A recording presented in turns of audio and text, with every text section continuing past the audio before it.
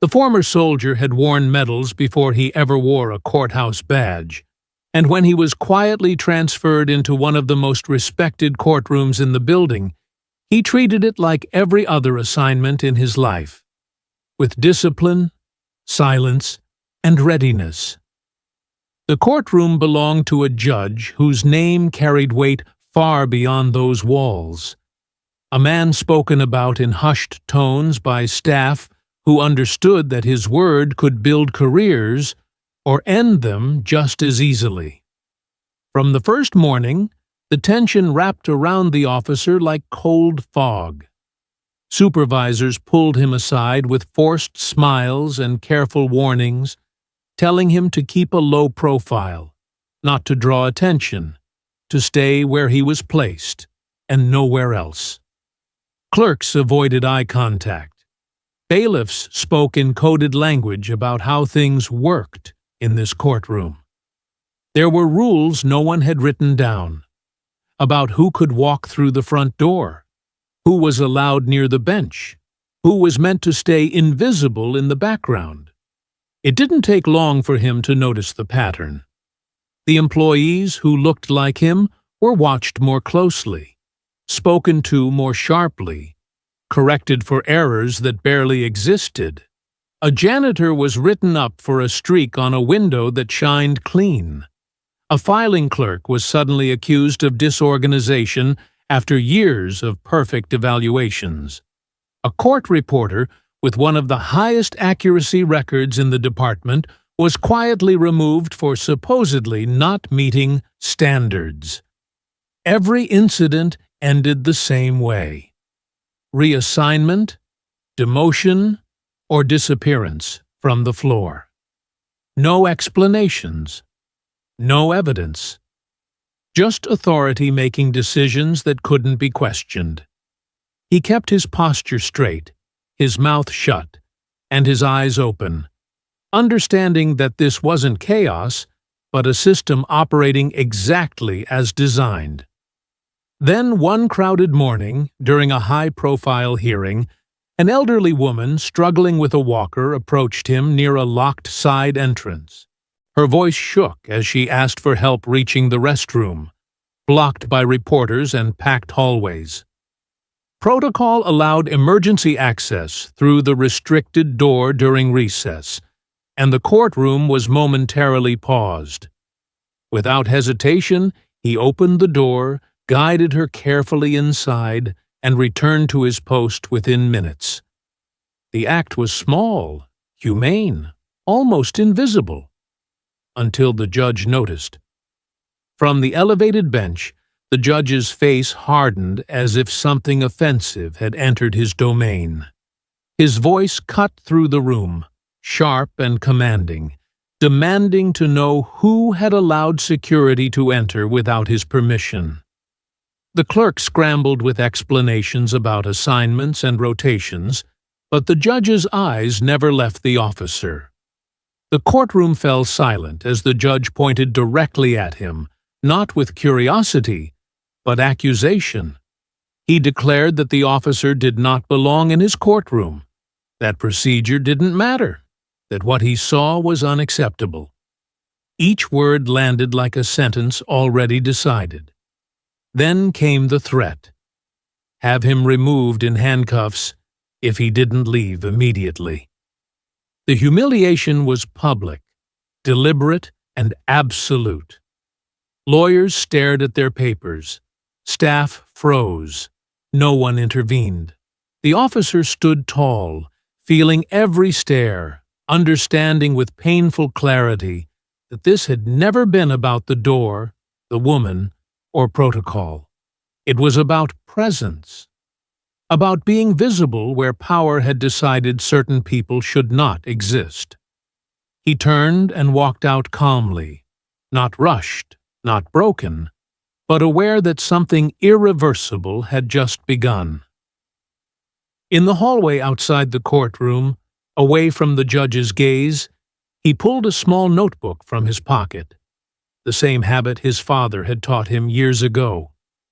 He wrote the date, the time, the words spoken, the names of those who witnessed it, and the threat that echoed in his ears. As the pen moved across the page, anger transformed into resolve. This wasn't a moment of defeat. It was the first entry in a record that would grow heavier with truth. He understood now that the courtroom wasn't a place of justice. It was a kingdom guarded by silence and fear. And if power could erase people quietly, then memory would be his weapon. He promised himself that every insult would be documented, every lie preserved, every injustice tracked until patterns could no longer hide behind authority. The judge thought he had removed a problem. In reality, he had created a witness. And from that hallway forward, the officer knew that the system had declared war without realizing it had just awakened someone who would never stop writing, never stop watching, and never stop until everything built on intimidation finally collapsed under the weight of the truth. After the humiliation in the courtroom, the officer's punishment did not arrive all at once, but in calculated pieces designed to wear him down slowly. His schedule changed without warning, moving him from visible posts to forgotten corners of the building where nothing happened and no one spoke. Supervisors began watching him with unnatural attention, suddenly concerned about rules no one had ever enforced before. Within days, the first report appeared in his personnel file, accusing him of abandoning his post for several minutes, even though he had radioed in properly, and cameras showed otherwise. When he challenged it, he was told the footage was corrupted and the logs unavailable.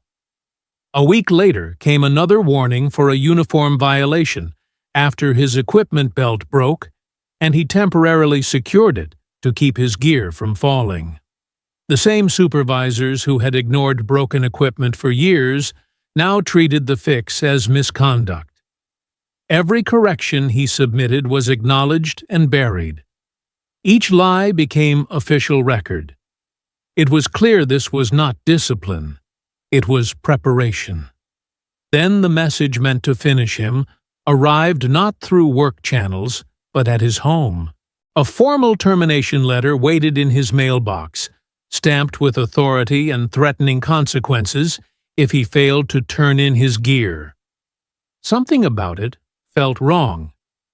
The logo was slightly misplaced.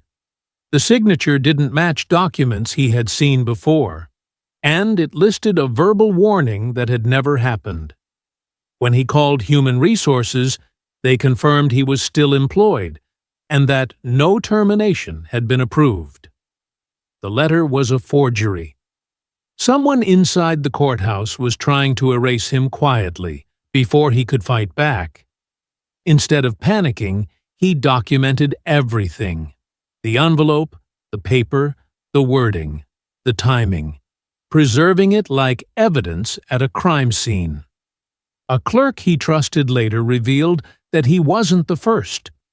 Over the past decade, multiple black employees assigned to the same courtroom had been forced out through sudden complaints, unexplained transfers, or pressure to resign. Files were missing. Records contradicted reality. Performance problems appeared only after those employees entered that judge's courtroom. Together, they traced a pattern that stretched back years, one built on vague accusations and administrative silence. When the story reached a journalist, the courthouse exploded with denials, and within days he was officially fired under the same fabricated charges that had haunted his file for months. But the exposure had already shifted the balance. Federal agencies took notice. Civil rights attorneys stepped in. Lawsuits were filed. Depositions were scheduled. And instead of breaking him, the system had pushed him into something stronger. He enrolled in law school while fighting his case, studying the same rules that had been used against him and learning how to dismantle them piece by piece. What had begun as survival became strategy. Every lie became leverage.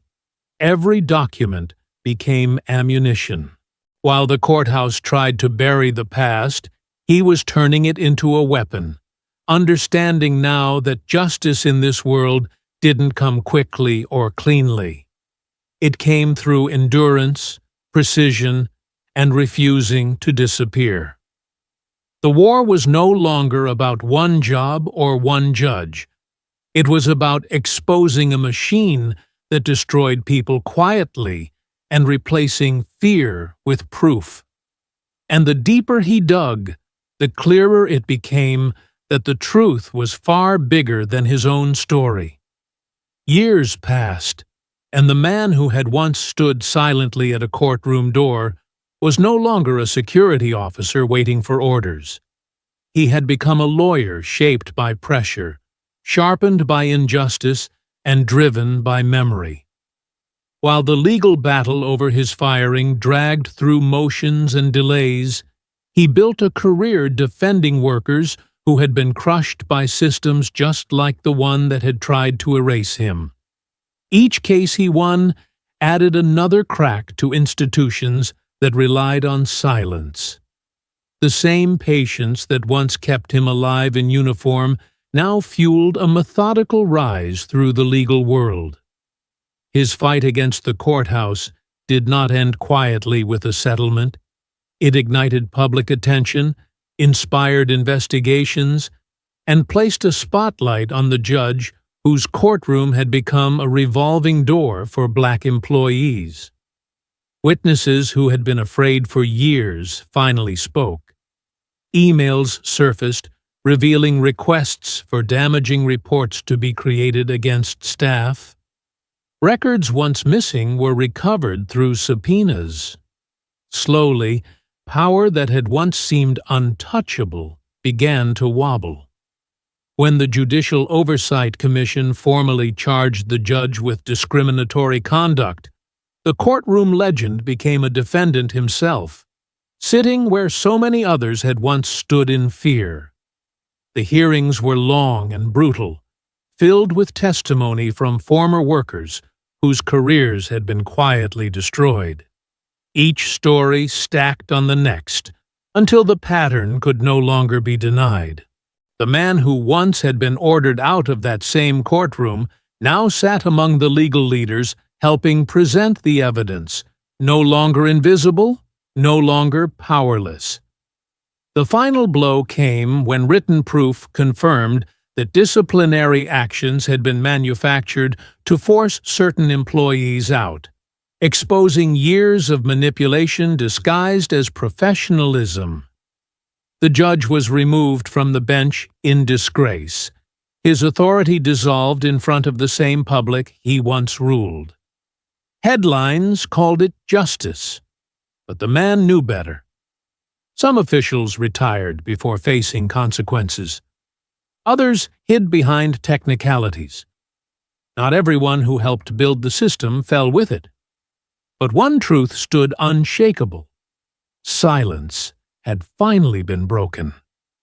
The experience pushed him beyond the courtroom and into public life, where he fought for policy changes that protected workers and demanded transparency from powerful institutions. What began as a personal battle evolved into a mission that reshaped how abuse of authority was investigated in his state. Yet even in victory, he understood the work was unfinished. Corruption didn't vanish with one downfall. It adapted, hid, and waited for people to stop paying attention. So he kept documenting, kept questioning, kept building cases, just as his father had taught him long ago. His life became proof that systems built on intimidation could be challenged, not by rage alone, but by endurance, evidence, and refusing to forget. The man who had once been removed for simply being present had transformed into someone impossible to erase, carrying forward a legacy of resistance that would outlive every courtroom and every title.